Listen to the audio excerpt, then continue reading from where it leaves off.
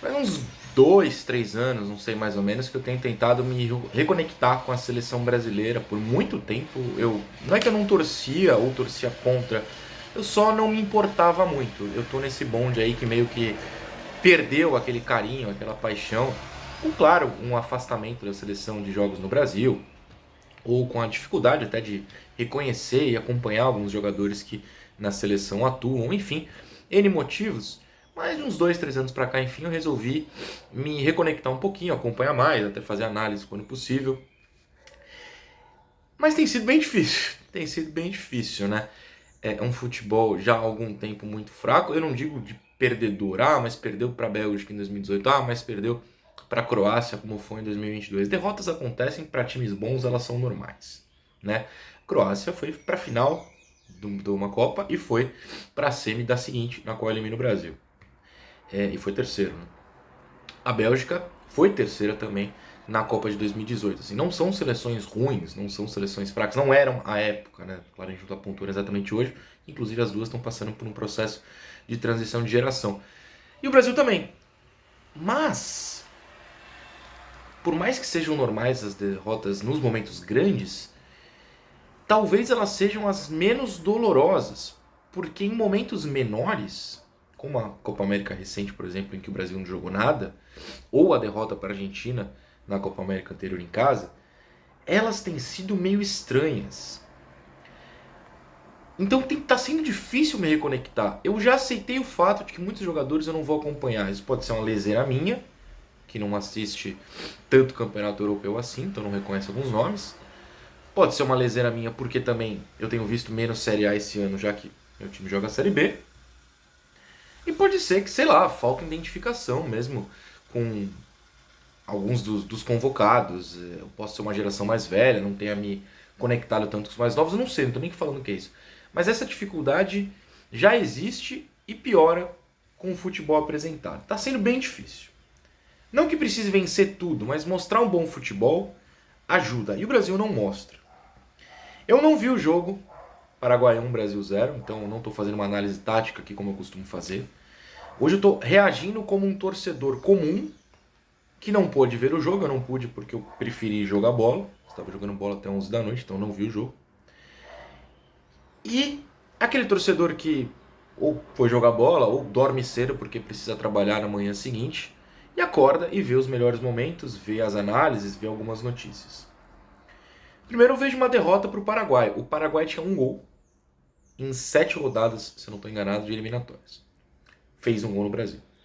Eu vi o Paraguai jogando na Copa América, vi em outras rodadas das eliminatórias, e assim, meu Deus, o Paraguai não subia na Série B do Brasileiro. É muito ruim. Fez gol no Brasil e não tomou gol do Brasil. Isso por si só já é desesperador. Aí eu fui pegar os melhores momentos. Vamos assistir o que aconteceu. De repente o Brasil amassou, a bola não entrou, o gol deles foi de sorte. Não foi um golaço, inclusive. Mas, por exemplo, qual o primeiro site que você procura quando quer ver algo, uma notícia grande no esporte? Não vamos negar, é o GE. Então eu entrei no YouTube do GE para ver o compilado de melhores momentos, até porque eles são, né, a TV responsável pela transmissão para o Brasil, então assim, não estão roubando imagens de ninguém, eles têm o direito de colocar lá. Vamos ver lá no canal oficial. E o primeiro lance de ataque do Brasil, já estava 1-0 para o Paraguai, veja, nos melhores momentos, tá? 2 já era o segundo tempo, é um lance no começo do segundo tempo, com o chute do Rodrigo, que é bom até mais para fora. Então eu, torcedor comum que não viu o jogo, vi que a seleção perdeu para um time que não fazia gol. E no primeiro tempo o Brasil não criou nada. Eu já comecei a entrar em colapso. Mas vamos lá, vamos ver se depois desse primeiro lance no segundo tempo rolou um amasso. O compilado de melhores momentos diz que não. Não teve nenhuma grande chance, não teve uma bola realmente perigosa. Uma ou outra defesa bonita do Paraguai, mas é uma defesa mais plástica do que difícil. Que o goleiro pula e espalma e parece, mas pra você ver, não era tão difícil assim dele pegar. O espalmar torna mais bonito. Então o Brasil não amassou, não criou muitas chances, não teve grandes chances perdidas. E aí eu venho nos melhores momentos meio desligado. Eu não vi o jogo, então eu não fui procurar a escalação do Paraguai antes do jogo. Então nem pensei muito nisso. Pra mim, se botasse o Roque Santa Cruz lá, eu acreditava. Eu sei que ele parou. Ou não. procure. Talvez não. O Santa Cruz é eterno. E aí tem uma cabeçada no segundo tempo e o Luiz Roberto, né, narrando o jogo, fala: cabeçada de Isidro Pitel. Uou, peraí. Eu tinha esquecido que o centroavante do Paraguai é o jogador do Cuiabá. Nada contra o Cuiabá. Cuiabá tá na zona de abaixamento da Série A. Então uma seleção, por mais que ele não tenha feito gol, que escala o centroavante do Cuiabá, venceu, sem tomar grandes sustos, a seleção que tem um ataque do Real Madrid. Que é o melhor time do mundo. Vamos deixar isso claro. Isso não é um ataque ao Real Madrid, eu tenho mais o que fazer na minha vida. E aí eu penso, espera aí. O Brasil escala Vini e Rodrigo todo jogo. Tenta Richarlison, tenta Hendrick, tenta Luiz Henrique, tenta Estevão mais aberto, enfim, vários jogadores. E não consegue funcionar. Por que no Real Madrid, Hendrick e Rodrigo, o Hendrick menos, claro, ainda tá chegando, mas enfim, e Vini funcionam? Não é por causa do Mbappé, que também chegou esses dias. Eles já funcionavam e ganhavam tudo antes. Com o Benzema, sem Benzema, com o Bellingham, sem Bellingham, assim. Os dois juntos, né, Vini e Rodrigo, funcionam lá. E o Ancelotti, por si só, não é o maior gênio da história do futebol. É ótimo. Melhoraria a seleção, eu acho. Mas não é o maior gênio da história do futebol. Como é que esse Brasil, com esse ataque, tem só um ponto a mais do que o próprio Paraguai e a Bolívia nas eliminatórias?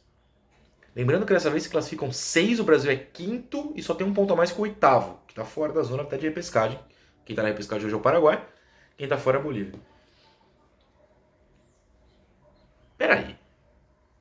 E aí a minha reação, de novo, como alguém que só viu os melhores momentos, só viu os resultados, assistiu todos os lances dos jogos, viu o Rames de novo resolvendo jogar só na seleção, apesar que ele errou no gol da Argentina, torceu muito para a Bolívia, até por causa do Miguelito, que joga no Santos, para quem não sabe. Alguém que está só querendo ver resultados, entender o que está acontecendo, mas não fazer uma super análise, quer ter a análise feita para si, reage. Eu posso odiar os jogadores, viralizou no TikTok, por exemplo, o Luiz Roberto na Globo reclamando do Vini Júnior, que tem um certo ponto. Eu posso falar que o meio-campo do Brasil não tem um padrão mesmo de jogadores, você reveza jogadores, quem é escalado a torcida pede pra sair, quem tá fora pede pra entrar, mas quando entra pede pra sair, entendeu? Aquele revezamento eterno. Você pode falar que o Neymar faz falta, porque faz de fato, mas ninguém fala isso publicamente, porque virou crime. O Neymar pensou uma coisa, o Neymar na seleção sempre jogou e foi líder desse elenco. Sem o Neymar o Brasil não tinha perdido pra Croácia e pra Bélgica, porque talvez não chegasse lá, né? Ele não falha nos gols da Bélgica, ele não falha no gol de empate da Croácia. Inclusive tá dando bronca em quem falha. Então assim, eu, no fim das contas, deduzo que, de novo, o problema se chama técnico. E eu sei que o Dorival tá longe de ser ruim, eu sei que o Diniz não é a pior coisa do mundo, o Tite, mas é a escola brasileira, cara. A escola brasileira vai sendo derrotada. Eu assisti o jogo, fiz análise aqui no canal, contra o Equador, e eu perguntei no título: o Dorival ganhou ou o BKSS perdeu? Ontem o BKSS inclusive ganhou, né? O Equador ganhou pelo 1-0. Pra mim, o BKSS perdeu aquele jogo, porque ele tentou implementar um estilo, deu errado, e num erro deles o Brasil arranjou o gol. Ontem o Paraguai não cometeu esse erro, o Brasil não arranjou o gol, o Brasil não consegue nada. A escola brasileira de técnicos é tão fraca que recebe um ataque com Vini Júnior, Rodrigo, e não consegue fazer nada. Ah, ok, o Vini erra o drible. Tem alguém se aproximando? Tem alguém para ele tabelar? Não tem nada, é um vazio de ideias.